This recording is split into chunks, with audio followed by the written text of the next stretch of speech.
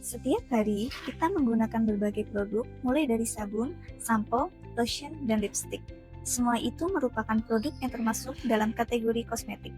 Berdasarkan Peraturan BPOM Nomor 18 Tahun 2024 tentang penandaan, promosi, dan iklan kosmetik, kosmetik adalah bahan atau sediaan yang dimaksudkan untuk digunakan pada bagian luar tubuh manusia seperti epidermis, kuku, organ genital bagian luar, rambut, bibir, gigi atau membran mukosa dengan tujuan untuk membersihkan, mewangikan, mengubah penampilan, memperbaiki bau badan, melindungi atau memelihara tubuh pada kondisi baik. Namun perlu diingat, kosmetik bukan obat dan tidak untuk mengobati. Jadi, apabila ada produk yang digunakan dengan cara disuntik atau injeksi, produk kosmetik dengan klaim mengobati jerawat, mengobati sariawan, mengatasi iritasi, dan mencegah keputihan, produk yang secara permanen mengubah fungsi fisiologis seperti mencegah kebotakan, penuaan, dan timbulnya uban, maka produk tersebut bukan termasuk kosmetik. Produk kosmetik yang beredar harus memenuhi persyaratan teknis sesuai dengan Peraturan BPOM Nomor 20 Tahun 2020 tentang persyaratan teknis penandaan kosmetika, antara lain aman.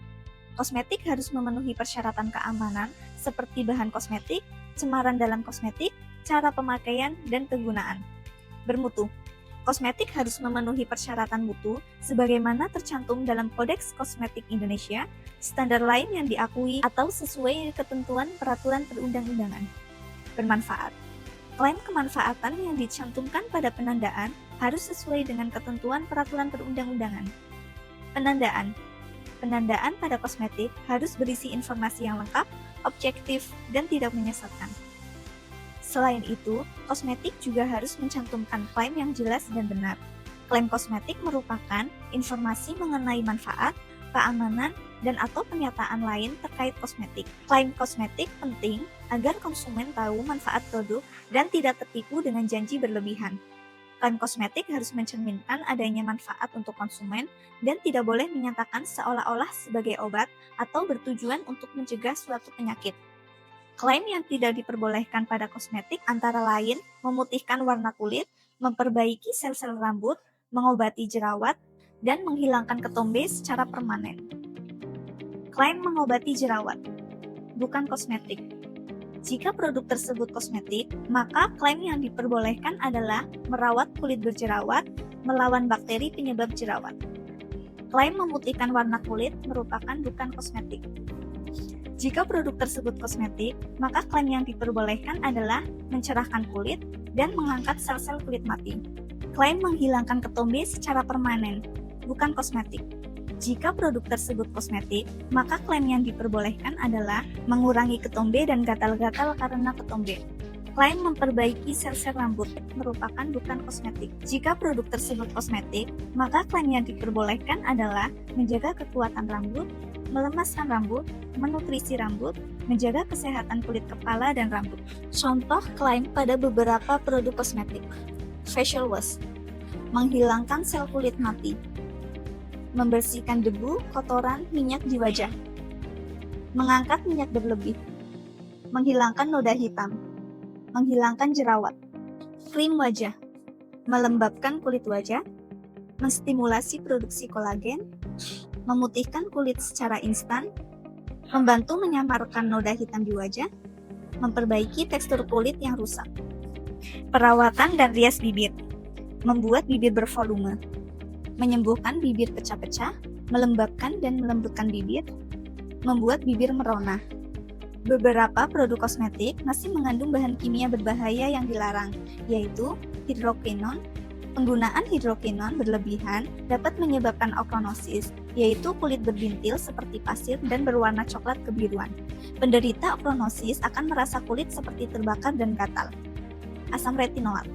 Asam retinoat dapat menyebabkan kulit kering, rasa terbakar, dan teratogenik atau cacat pada janin. Merkuri. Merkuri memiliki efek negatif seperti bintik hitam, alergi, dan iritasi. Selain itu, pada pemakaian dosis tinggi menyebabkan kerusakan otak, ginjal, dan gangguan perkembangan janin. Pewarna merah K3. Pewarna ini sering disalahgunakan pada sediaan tata rias seperti eyeshadow, lipstik, dan perona pipi. Bersifat karsinogenik dan dapat menimbulkan gangguan fungsi hati dan kanker hati. Salah satu produk kosmetik yang tidak boleh diperjualbelikan secara bebas, namun masih sering ditemukan adalah kosmetik etiket biru. Kosmetik etiket biru mengandung bahan obat keras yang dibuat sebagai produk racikan. Produk ini hanya dapat digunakan oleh pasien yang telah berkonsultasi dengan dokter. Saat ini, sering ditemukan peredaran kosmetik etiket biru secara tidak bertanggung jawab di tengah masyarakat dan dapat diperoleh secara online tanpa pengawasan atau peresepan dokter. Hal ini dapat membahayakan kesehatan kulit karena takaran dosis obat keras dalam kosmetik tidak terukur dan tidak sesuai dengan kondisi kulit pengguna. Oleh karena itu, sebelum memilih kosmetik, jangan lupa selalu cek klik, yaitu cek kemasan, cek label, cek izin edar, dan cek kedaluarsa.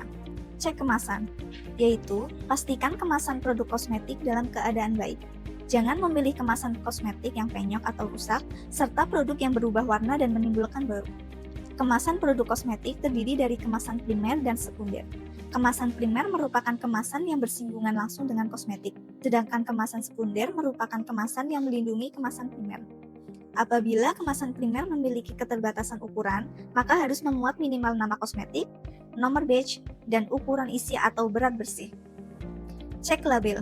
Kosmetik wajib mencantumkan label yang lengkap dengan memuat 12 informasi, seperti nama kosmetik, kemanfaatan atau kegunaan, cara penggunaan, peringatan atau perhatian, negara produsen, nama dan alamat lengkap penotifikasi, neto, nomor batch, tanggal kedaluarsa, nomor notifikasi, komposisi, dan 2D barcode.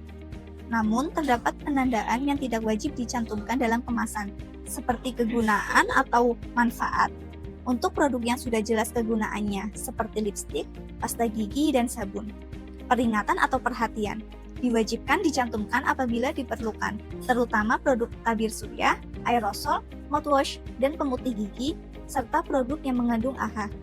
Cara penggunaan tidak wajib dicantumkan pada produk yang sudah jelas penggunaannya, serta wajib menggunakan bahasa Indonesia pada penandaan kosmetik.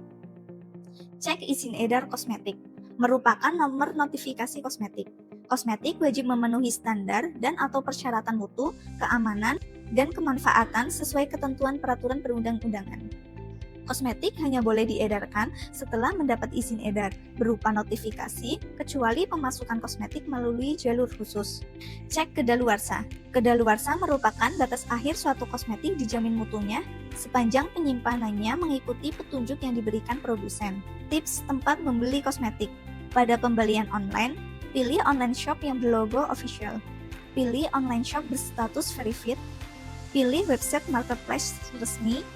Pilih online shop yang sudah memiliki ulasan terpercaya. Pada pembelian offline, pilih toko retail kosmetik resmi. Pilih mall, apotik offline, dan store resmi. Pilih toko yang terpercaya. Tips memilih kosmetik yang aman. Pastikan kosmetik yang kamu pilih memiliki mutu baik. Kemasan dalam keadaan baik dan tidak penyok atau rusak. Jangan pilih produk kosmetik yang telah berubah warna dan menimbulkan bau. Pastikan untuk cek komposisi produk pada kemasan.